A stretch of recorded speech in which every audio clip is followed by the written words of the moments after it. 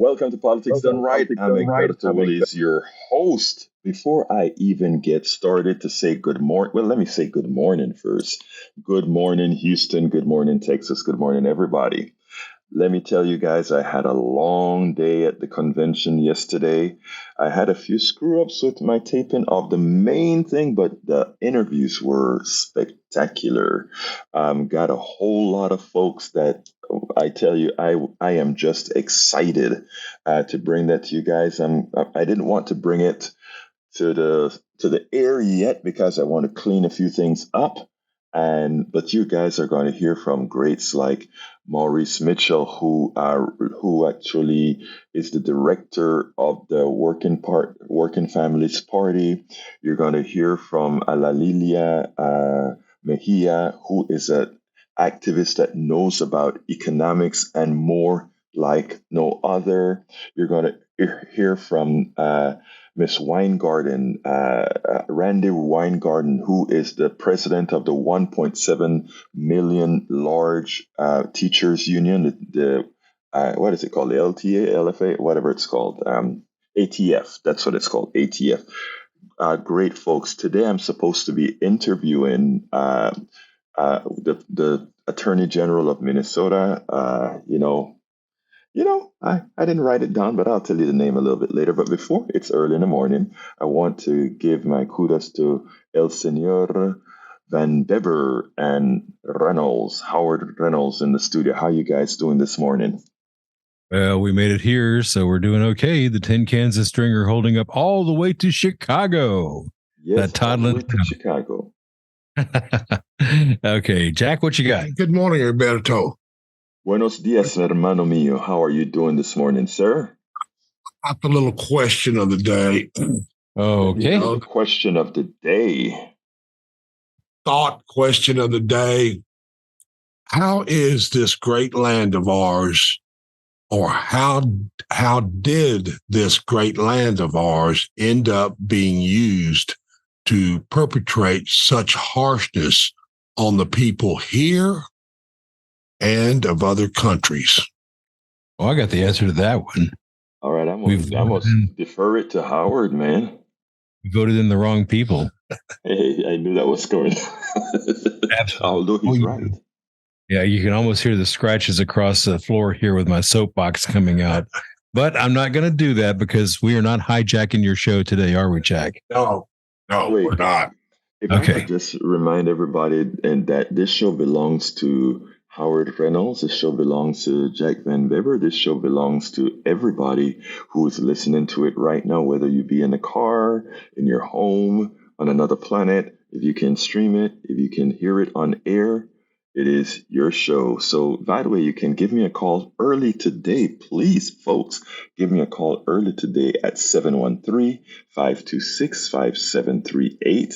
Again, that number is 713-526-5738. Why I'm saying call early. Well, actually, I always make sure to have a lot of material. But, folks, I love the engagement that we had.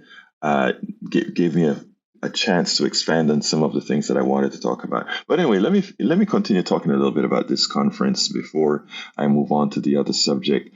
Well, actually, that's a part of the program today, talking about the conference. But for those who don't know, I am in Chicago at the Netroots 2023 convention right now. And this is a convention where we get progressive bloggers, progressive writers, progressive politicians, progressive people who head NGOs that are progressive, that go out there and help people. And we come up with strategies on how best to do it. Bruce is out here with me, and yesterday he was telling me about, I'm interviewing 24/7. I think I did like 13 or 14 interviews yesterday, but he went to several of the panels and spoke about how enlightening they were as far as how you address people, how you meet people, how you put your message across. And he left many of these panels empowered. Before I did this 24/7 type interviewing, I used to go to a whole lot of these panels. And let me tell you, I think what he said impressed him the most is the number of people out there wanting to get the job done, wanting to do good. And when we watch TV and the negativity that you hear on TV and the attacks that you hear from the right on progressives, and when you even listen to stations that purportedly are progressive or liberal, and see that those that are on the left spectrum of the Democratic Party, or those that are progressive, whether Democrat or otherwise, Republican or otherwise, the pain that they have to entail from people telling you that things shouldn't work that way. He saw a lot of people fighting for that, a lot of people not acquiescing to we can't do that. We can't have health care for all. We can't have good child care. We can't have all these things. We don't only discuss why we can, we discuss where the monies are to do this, and we discuss other countries that do this kind of thing. It's not pie in the sky, it's just having the will of the people to do it. Because you know who always have the will to take away from you? I bet Jack could answer that question. Jack, who has the will to take away from you every single time? Well, for me, it's these men and these people that are trying to build an empire and take it away from the people. Right. Take this country, take this world away from the people. It's oligarchs, plutocrats, it's all of them that want this power of this new change to neoliberalism. And well, it's not it's very old. Yes. And they want to ride it to profits and make profits above everything else. That's I kind of switched back to you because I know it was right in line with how you started the program when you started to talk about how can this great land have such hurting on the people. And the hurting on the people began from its inception. We can talk the genocide, the slavery, and what was happening to the all indentured servants that were brought over here, different levels of intensity, of course. We had the Chinese, we even had the Irish who, that at some time, but I mean, I don't want to mix the gradations of these pains, but I'm just saying it always seems that that's where we go. And if you take a look as well as now the people en masse, with the way we're working, earlier, Howard and I were talking about AI, and I was talking to Howard about a great program that could help me in the videos that I produce. Because again, I spend 16 hours a day doing this kind of stuff, and here at the convention, I think Bruce could attest to that. It's like 24. It's like going. It's a lot of work, and I was talking to Howard about the assistance we can get from AI. And a lot of people are so scared of AI because it's going to cut jobs, it's going to do this and that. And I'm saying AI is not something we should be afraid of. AI should be something that we embrace. We embrace the car. The car is a lot faster than the horse, and we need less people to service a running car than we do a horse who has to be fed and all these kind of things, right? So technology has always been good, and technology has always displaced people. In other words, people have always lost their jobs of what they did before, but for new things. But AI is a special thing, and I don't want anybody to take it for granted. AI does require us to have, instead of being scared of it, I want to back up. Let me digress a bit. One of the sticking points in the strike in LA with the writers and now joined by the stars, right, is the AI factor. What am I talking about? AI can now write scripts, right? AI can now create programs in a complete sitcom. AI can also act. We can actually make a movie that's done completely in AI and look realistic. A lot of people are scared about that, but here I want to turn to you in a second, Howard. A lot of people are scared about that, right? But there's more to it. I want to express more about that, but I want Brother Howard to chime in. Come on in, Howard.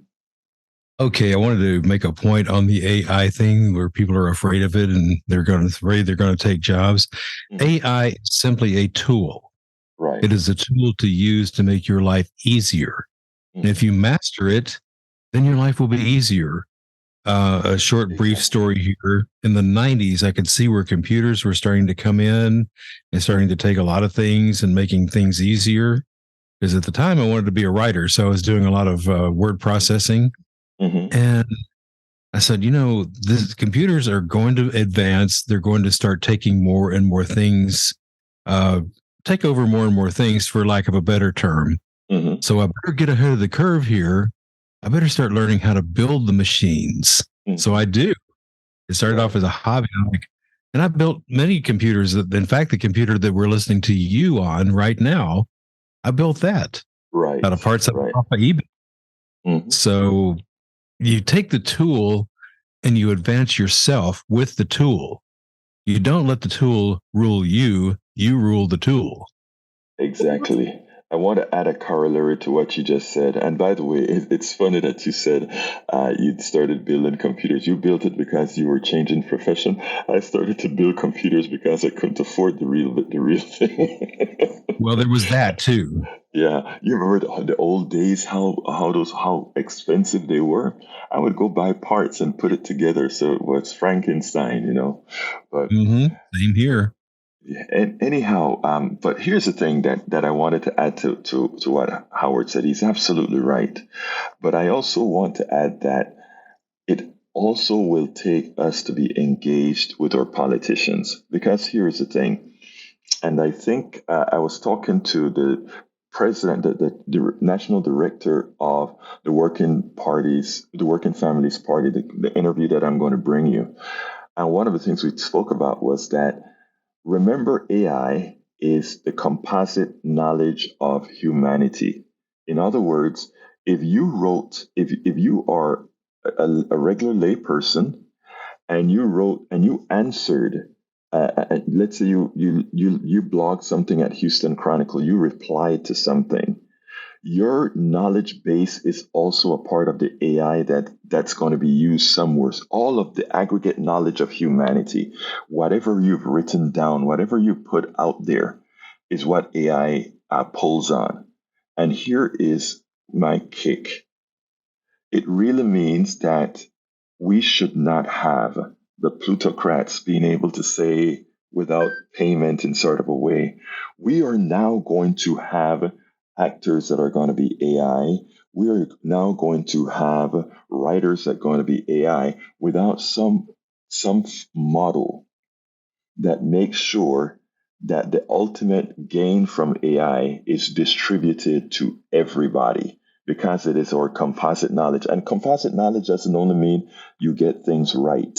Let me give an example. Let's say you write a very wrong and silly blog, and other people, comment about it, or what, AI would come up with an answer that says, and some people believe and repeat some of the silly stuff that you have. You are also, with the silly stuff you put out there, the wrong stuff, the bad stuff you put out there, you are a part of the body of knowledge of AI, and you are also a contributor to AI. I guess what I'm trying to say, we have to understand our aggregate power in the creation of knowledge in this country. Everything all of us do, whether good, bad, or otherwise, makes a part of AI. And therefore, we should have laws that control that the profits made from AI, without the participation of humans at the time of the deliverable, at the time of whatever is created, the film, a new computer, whatever AI creates, you were a part of it somehow. And we have to get that within our psyche, so that when we are writing laws for this thing, that the taxes that are placed on it to then build streets and educate others would be a part of it. But not only that, we have to start working as AI makes many jobs obsolete and puts more people out of work, that we do things like, wait a minute, if our aggregate knowledge creates a lot of unemployment, maybe what we need to start looking at is a reduced work week, no longer a 40 work week, because we don't need workers 40 hours a week anymore. Maybe these people would go into manufacturing now, and the manufacturing week again from 40 hours a week to 20 hours a week. These are things that a capitalist structure is not designed for, because the mantra of the capitalist structure says whatever the market will bear. And what that means, and not only that, it's about monetizing the labor of others. I mean, it's a complex thing. So we have to create a free enterprise governed by smart regulations of how the playing field is going to occur. And this does not stifle innovation. And there's nothing wrong with profit. We just have to ensure that everyone who participates in society, which in the aggregate is everyone, we have to find a model that makes sure everyone has a living wage. Those who want to work more, make more, etc.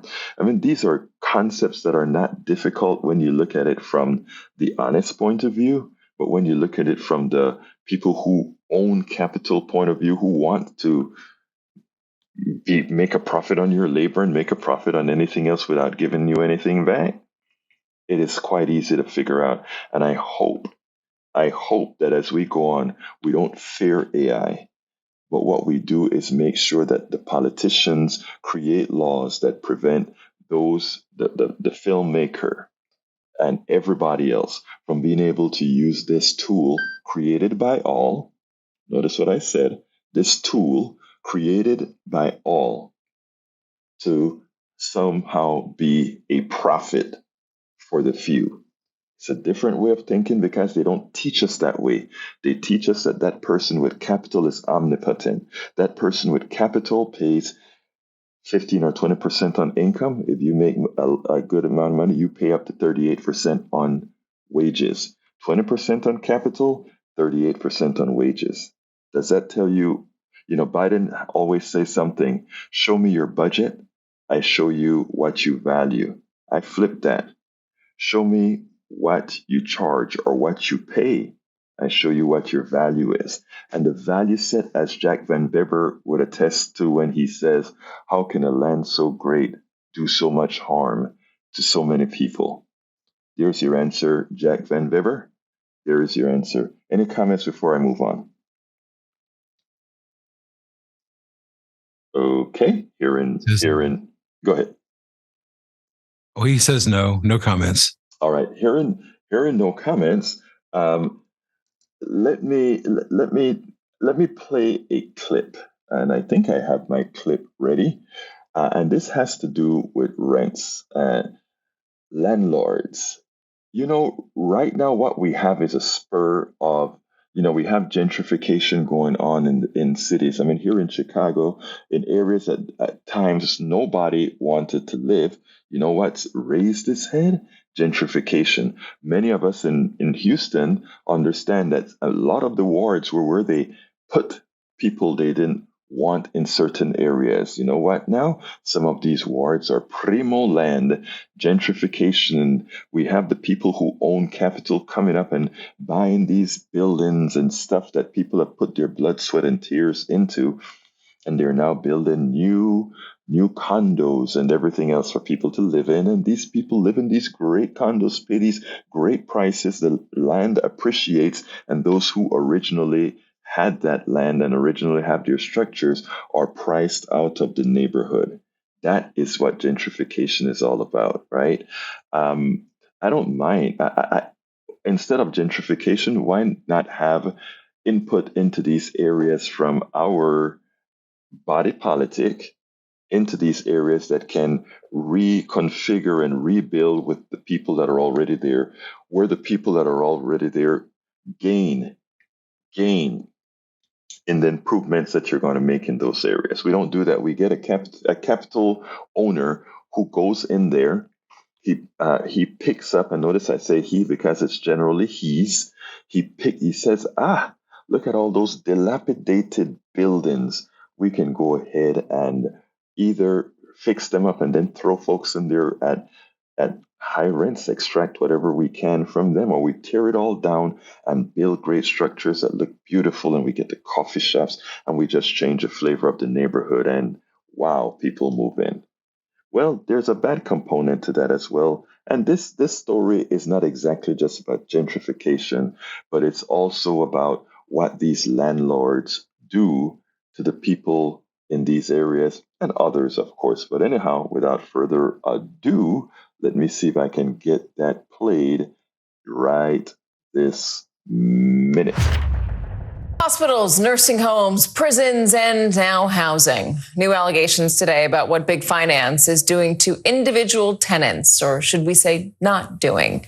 NBC's Brian Chung reports from Minnesota on a group of renters pushing back against one of the largest corporate landlords in the United States.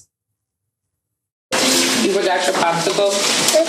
Jamari Brown moved into this home in North Minneapolis in 2020. We've had rats and roaches for 3 years. She showed us busted locks, where the basement leaks after it snows, and crumbling walls. That's all you gotta do.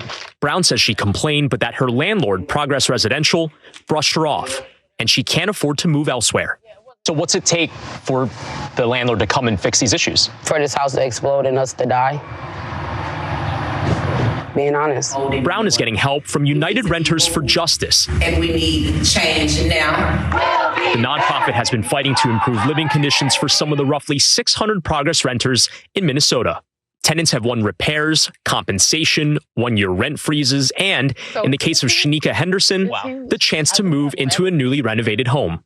These pictures of her previous Progress home show the poor conditions outside, and inside, it had mold in the basement, probably about this thick, about 2 inches thick, that set in on the walls from the windows and everything.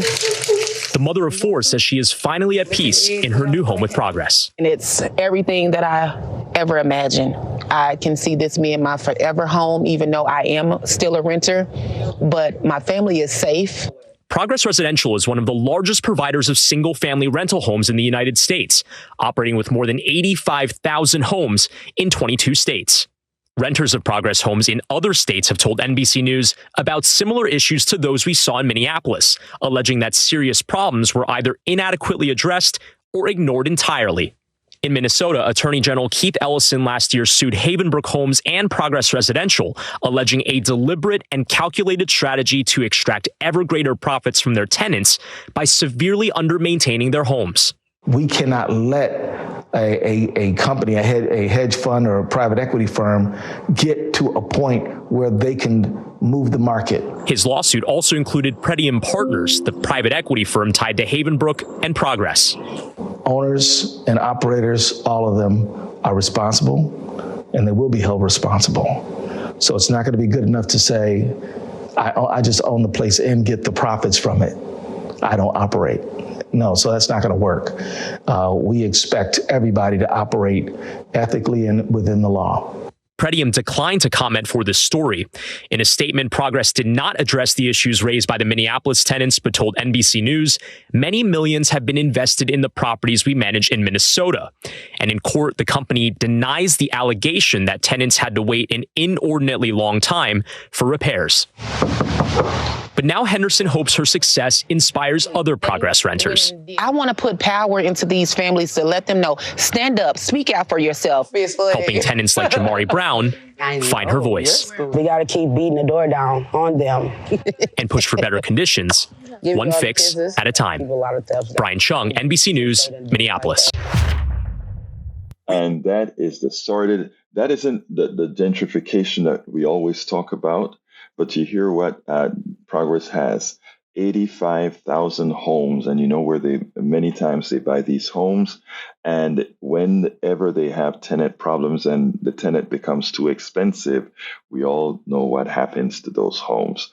But it is shameful that even home ownership, that which or where we used to build our wealth, the average American citizen isn't that stockholder? We're going to have a lot on the right that's going to hear me say the average American citizen isn't that stockholder. And they're going to say, but wait a minute, they have a retirement fund and they have this, and that retirement fund is invested in the stock. Well, not really true.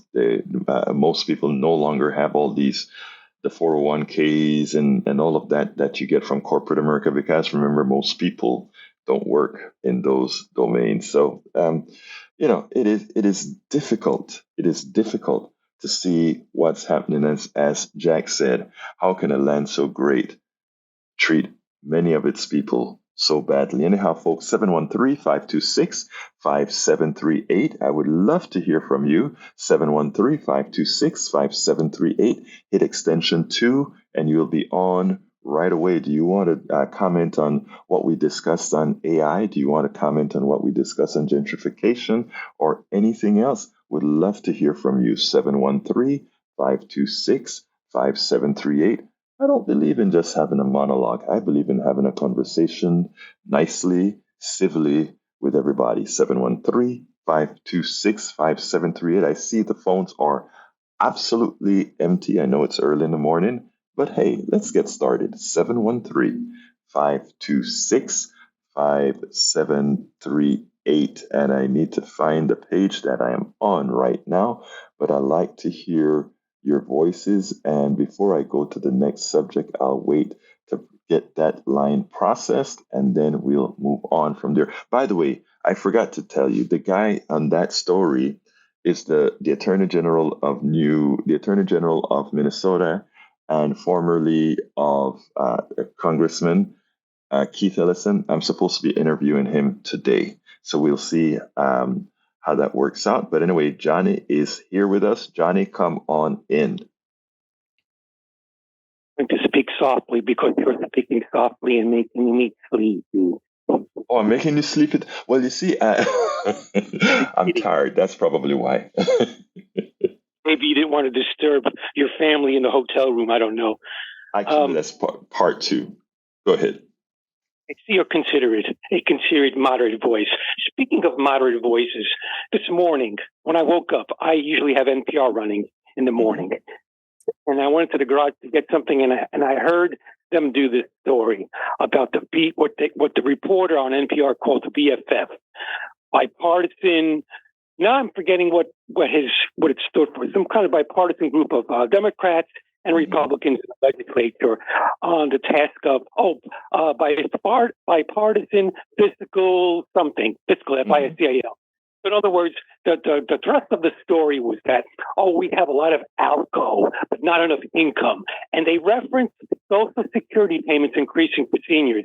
Yeah, that little pit that barely adjusts for inflation.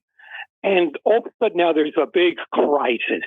But NPR never, ever, ever talks about how the Republican Party is always shooting down talk about wanting to tax the ultra wealthy. It's always, we have this Pete Peterson guy who wants to get together these legislators for the purpose of a commission to explore ways to bridge the gap between income and outgo.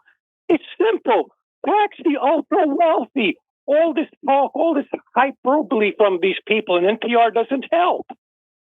Again, that is because even NPR themselves, they have to be careful with where their funding comes from, right? And folks, let me just, since Johnny brought that up and brought up NPR, I want to tell you guys that we are funded by you. So don't forget to go to kpft.org at your convenience and say we want to continue to hear the truth. And that's why we support a station and the programs like this to make sure we get just that, the truth. Here's the deal, Johnny. We need to tax all income for Social Security. I mean, capital, everything needs to be taxed for Social Security, because what is it called? Social Security. It is something that helps the entire country. And that isn't something that's going to harm our economy. First of all, what it's going to do is revitalize the economy. And let me tell you something. If you doubt me, yesterday I spoke to you guys about Clinton's policies versus Reagan's policies. And when you look at them, and I'm going to get a little technical here, but you can look this stuff up for those who haven't taken, let's say, a macroeconomics and how our current system works. But if you take a look at the macroeconomics of what Reagan did and what Clinton did, the macroeconomic effects of what Clinton did outstripped what Reagan did. And what that was, increasing taxes. Again, it's not anything that is unfair. Increasing taxes on those who make the most, because it then goes into the hands of those who make the least, and those who make the least spend. When they spend, they go ahead and create more economic activity, and even those who are wealthy, the amount of money they paid in taxes, some of it is recoverable from the increased economic activity. But the thing about it is it should be no feeling of pain for those who are concerned for those who are taxed more, because again, they have taken much more out of society. Remember, every penny a rich person makes on stocks, every penny a rich person makes on excessive profits are monies that they didn't pay you. They didn't pay the farmer. They didn't pay all these others. Please remember, this is not about taxing the rich as if they are innocent in this whole economic game. They're not. I mean, I'm not saying they're bad people, but what I'm saying is the economic system as a rigged system allowed their gains on your backs. And if anyone who can do that, that's what they do. And the only way to mitigate that, the only way to correct that in our current system is through taxes, Johnny.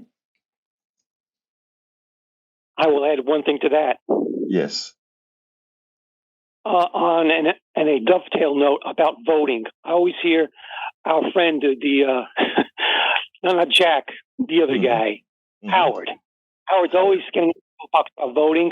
I can't dispute that, except to remind Howard and everybody else that people do vote. We see over and over again how the people's wisdom collectively is towards progress. Right. Example, Florida. The voters of Florida, they voted not once but twice, three separate occasions for progressive things like restoring the right to vote for people who have served time in prison. But what did the Republicans who run that state do? They countered that. And I think unlawfully, I would argue. It is unlawful what they did. That's just one example of dozens and dozens of examples, not just in Florida, but across the country, where the people collectively, when we vote, when we have a referendum, we do the right thing, but those in power on the right cancel it unlawfully. Okay, Johnny, but let me throw that back at you, because I'm still with Howard. I'm still there 100%, and let me tell you what I mean by that. Because the people vote on the referendum, but we have to make them aware that it's not only voting on the referendum, it's voting on the people who will effect the referendum, which means if you vote on let's take a look at the abortion case. If you vote that you want to support abortion for X number of months, etc., and your politicians continue to vote against that, and you vote for that politician, you're not really voting, are you? You're really just being a stooge for that politician. So what we have to do is vote and vote our interests. It's not just voting. It is voting our interests and those who will implement our interests. Johnny, one quick thing before I jump to Tag and then Elon. May I retort? Yes, sir. Okay. Again, people do vote. People showed up for 6, 7, 8 hours in line to vote. And what happens? People like Brian Kemp in Georgia, he unlawfully, illegally used his office to erase, cancel voting registrations. He should be in prison. And he's not the only case. He's not isolated. There's lots of Republicans who do this. They use their office. Johnny, you're right. Johnny, you're so Johnny, chastising people, oh, you must vote, or you must vote for the right people. People do vote for the right people, but a lot of times their votes are canceled. So what's the solution here? We have to prosecute people like Brian Kemp. How about we do that? How about we start putting people in jail who work in Wall Street, who steal people's retirement funds? How about we make an Mitt Romney. Give me a break. Give me a break here.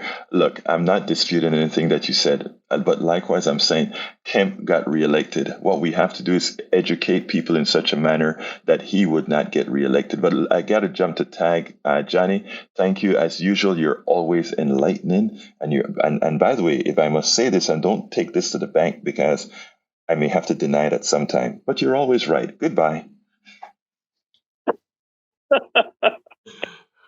All right, let's go to Tag. Come on in, Tag. Hey, Egberto, how are you doing? I'm doing fine, sir. Talk to me.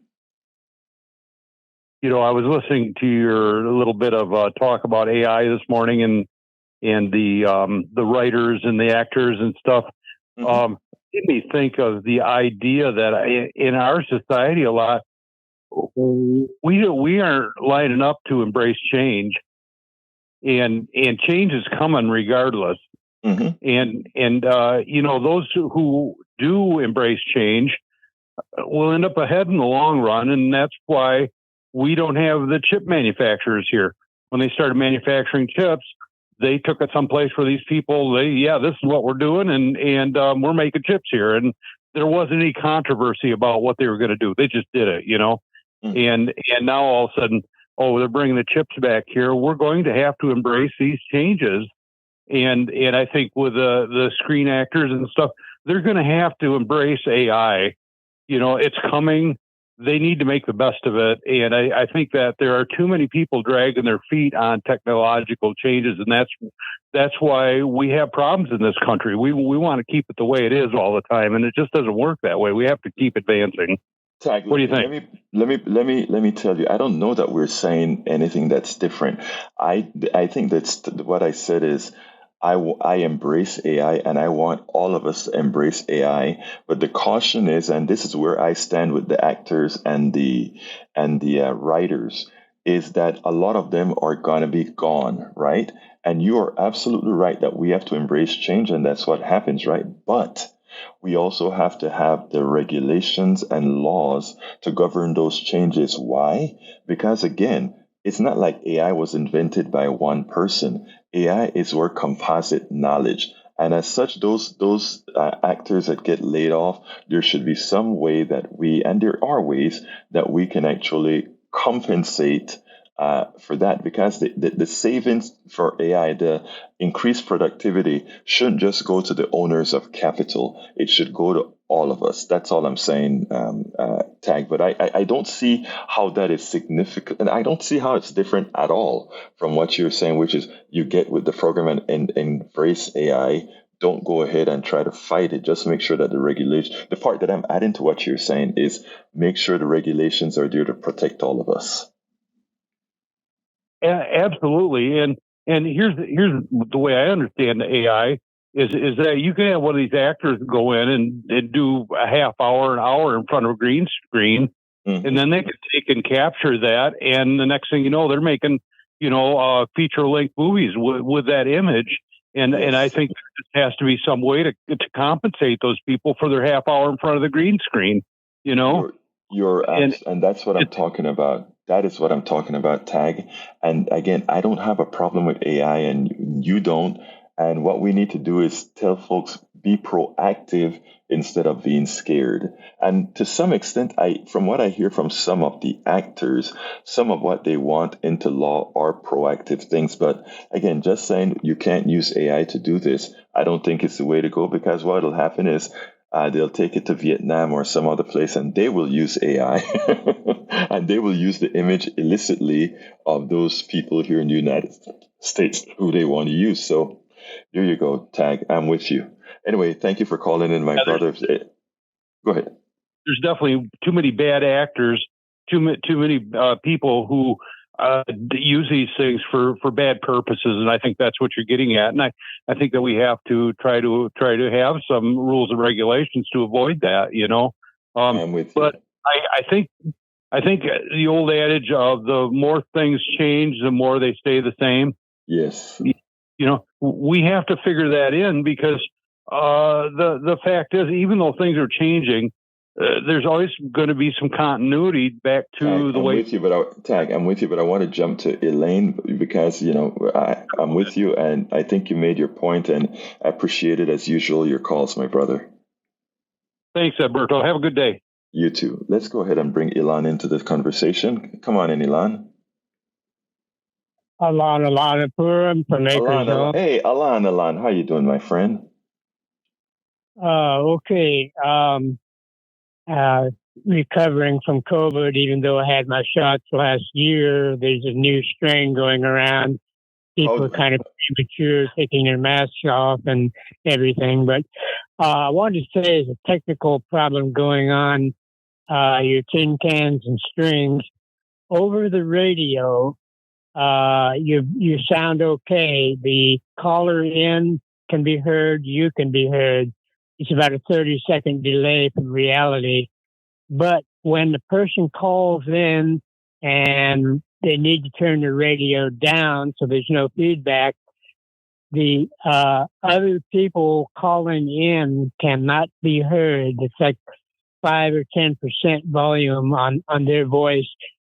We can't hear what they're saying to you on the telephone as opposed to hearing it on the radio, which is okay.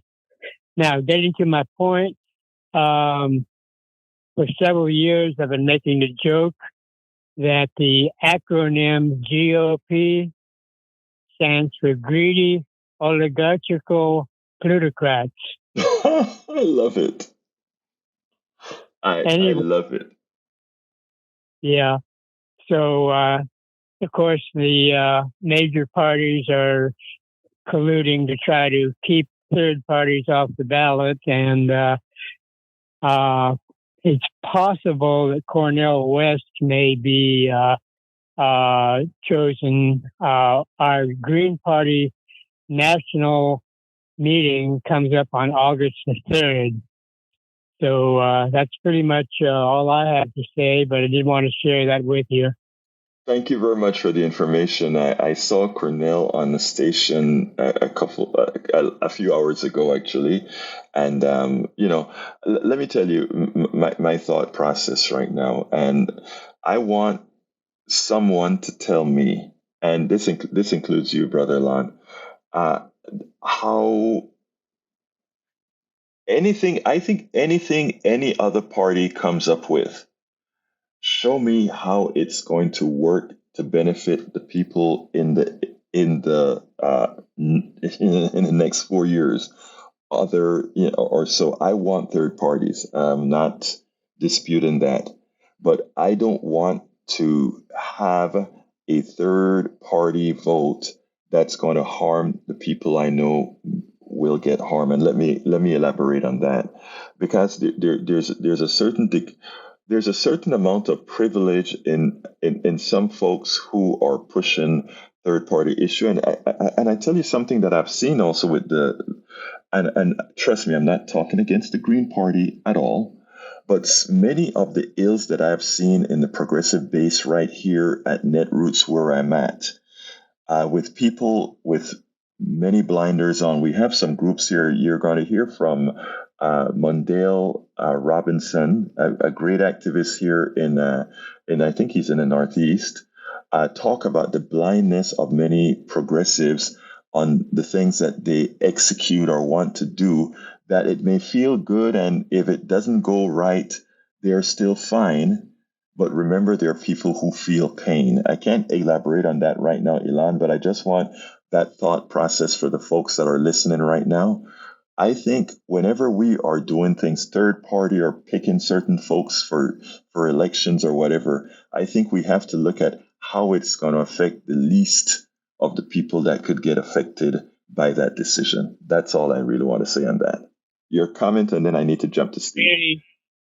What we really need to do is push nationally for the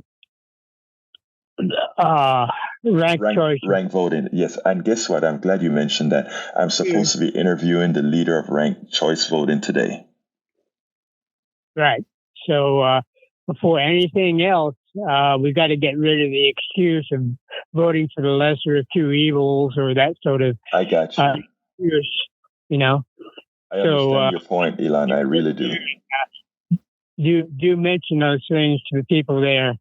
Will and do. Chicago, well, Houston's about to overtake Chicago in population, so we'll soon be the third largest city. It's funny. I was telling the Uber driver that yesterday. I mean, on 2 days ago. Thank you very much for calling in, Elon. You have a wonderful rest of your day. Yeah. All right, let's go to Steve. Come on in, Steve. Hey, Exaltation, Egberto. Good morning. Thanks for being in Chicago.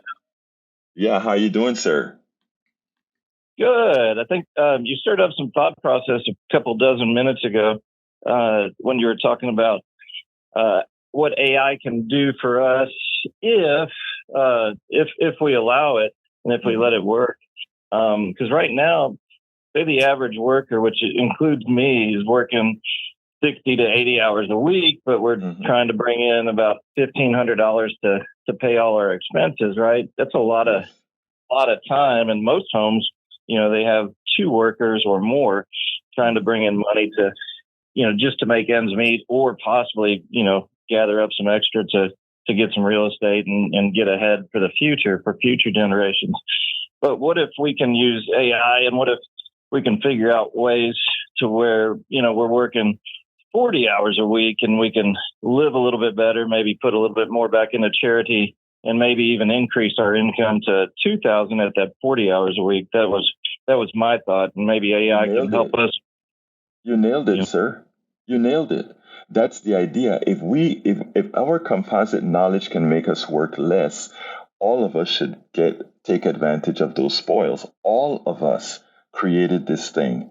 The homeless person that once paid taxes is a person who has value, that was a part of this AI thing. And the problem is we rank things wrongly. I mean, I speak to the president of the teachers union. The amount of work teachers do for society, yet a stockbroker makes more than a teacher. Their value to society is vastly different, but the way we pay society is wrong based on the value to the society. AI, we can actually use AI to right a whole lot of wrongs. First of all, at the same time that we're taking care of writing rules for AI, we take care of writing rules for what jobs are done and what jobs are paid. So I am with you, Steve, 100%. I wish a few people would call who disagree. Right. Yeah. How do we keep Jack's, big billionaires away from monopolizing on that and keeping us in the trenches? I guess would be a tougher question. But yeah, thanks. That is what we got to do, brother. That is what we got to do. We have to elect people, as Howard would say, that will do just that. And I'm starting to run low on time, Steve. So if you have anything else quick before I go to Roberto, just enjoy and keep popping our brain cells up a little bit more. Thanks, Egberto. Thank you, brother. You have a great day. Let's go to Roberto. Come on in, Roberto. Good morning, Egberto. Been a long time, right? How are you doing, sir? I'm doing well. Can't complain. I don't know how much proof of this there is, but I saw a link with a lady. I can't get her name. She was talking that she was reading off all these articles and numbers and stuff. And the point was that she was making is that the United States is not a government nor a country, but a corporation. And that the right to vote is just an illusion. And that our Social Security numbers are linked basically to some kind of market, and that the IRS is privately owned. And I don't know how much of this is true, but I was wondering how much have you heard anything like this that you can elaborate and enlighten me? No problem. Let me just say this. Okay, a lot of what you just read are conspiracies. The IRS is not privately held.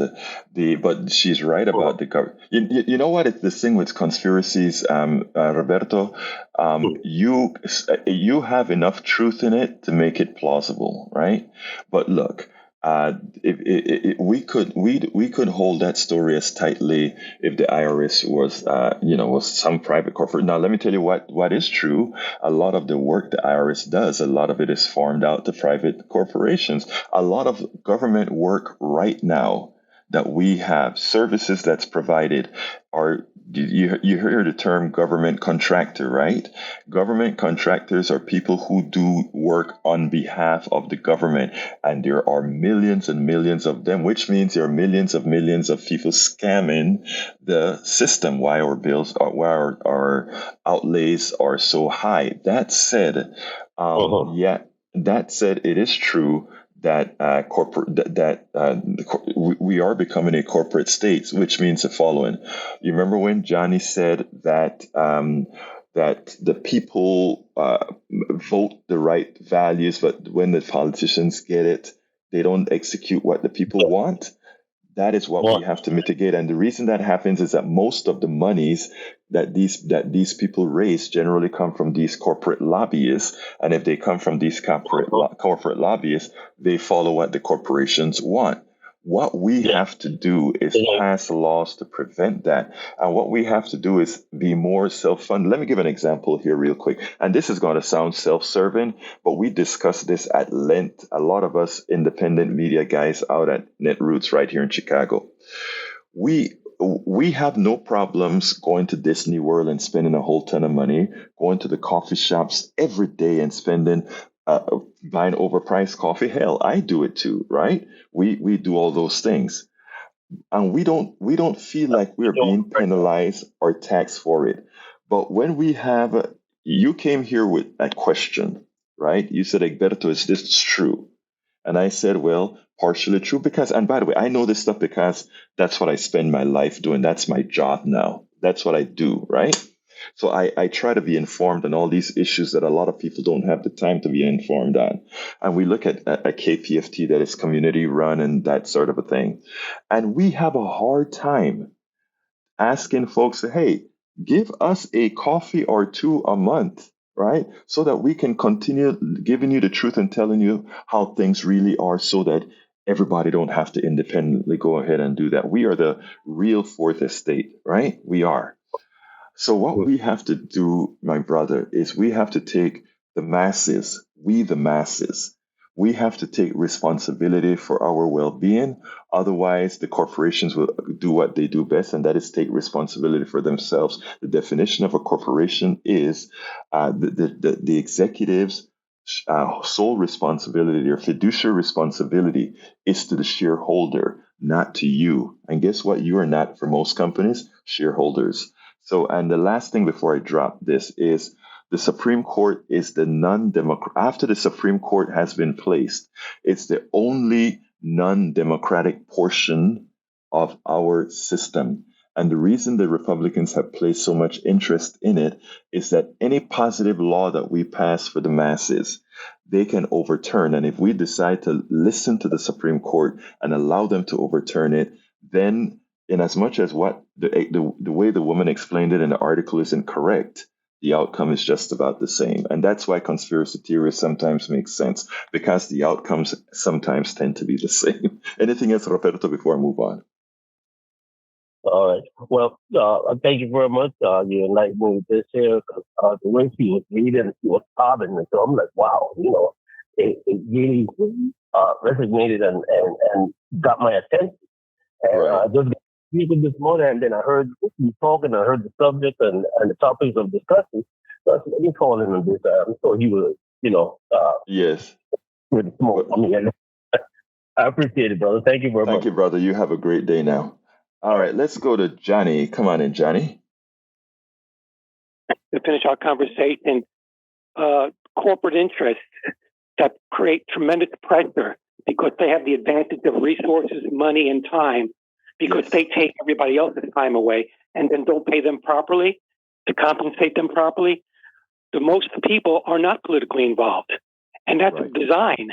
So when you have technologies coming about, whether it's nuclear power, and now we have nuclear waste that we can't solve, because why? Capitalistic interest rushes forward with little or no planning as to consequence. And likewise, with this new AI that we're hearing about all the time, artificial intelligence. Don't think that this is like the discovery of fire. You can heat your home or burn it down. No. If AI goes out of control, guess what? Lots of people can be killed in a moment when the military has it. The military has AI in its crutches, not you and me or yourself. So that is a problem for me. Be very wary of new technology, especially AI. It's not just a tool, and it's a matter of deciding that we will not let the tool override us. That is very simplistic, because human nature shows us otherwise. History is rich. For example, let me just tell you. Let me just tell you, as a programmer, some software developer, which AI is used software to control databases, etc. There can be consequences that we don't expect. You're correct on that, but let me tell you that there is no. We can put regulations in to prevent that. Let me give an example. A nuclear power plant has something called feedback controls to make sure it doesn't do certain things. And if those feedback controls go awry, we get 3 Mile Island. So technically speaking, AI have been in existence a long time, just in a crude form. So what I'm trying to say is, for every technology, we have to have, and I think you probably alluded to that, we have to have controls. And and AI is no different than that. The feedback control in a nuclear reactor, that if it goes awry, we get really bad consequences. And how do you do controls? What, you allow the military to develop this technology? No. Otherwise, regulations. Another Chernobyl, and another 3 Mile Island. Johnny, you're correct, and I got to let you go. I am at a hard break right now, so thank you as usual for your smart commentaries. All right, buddy. Bye-bye. Okay, folks, we are out of time right now. As usual, let's go ahead and hear a small commentary from Howard. 15 seconds, Jack Van Weber. Okay, here's Jack. Okay, artificial intelligence would be great for exploring space. Al, open the pod bay door, please. Okay. All right. Thank you very much, Jack. Anyway, folks, I want to thank... Oh, go ahead, Howard. Oh, I was going to say, Johnny is correct. Johnny is right on, because what's going to happen if we put in regulations on these AI companies, somewhere along the way, they're going to start whining that they can't sell their product because they're overly regulated. And then the politician will be bought and it'll be unregulated. Then we'll have a mess. And we have to be very carefully with this thing. It can get out of hand, as we well know, as computers get out of hand. I deal with them every day. Yes. So Johnny is right. So we have to be careful with this stuff. All right, folks, let's go ahead. Okay, real quick. Artificial intelligence is automated intelligence.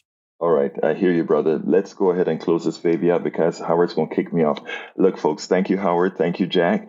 And thank you all the great callers. Johnny, thank you for your insight. Roberto, everybody else. My name is Egberto Willies. This is Politics Done Right. And you guys know how I end this baby. I am what?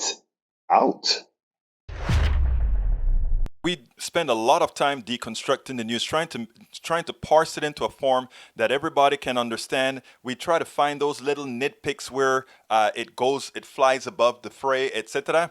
If you really like these videos that we do, I want to ask a big favor. Please go ahead. Number 1, subscribe to our channel. And number 2, please join if you can. Thank you so kindly for watching. Keep watching. Please remember to share. We must populate the entire internet with our progressive message, a message that we know is what most Americans say that they want. So help us, please join.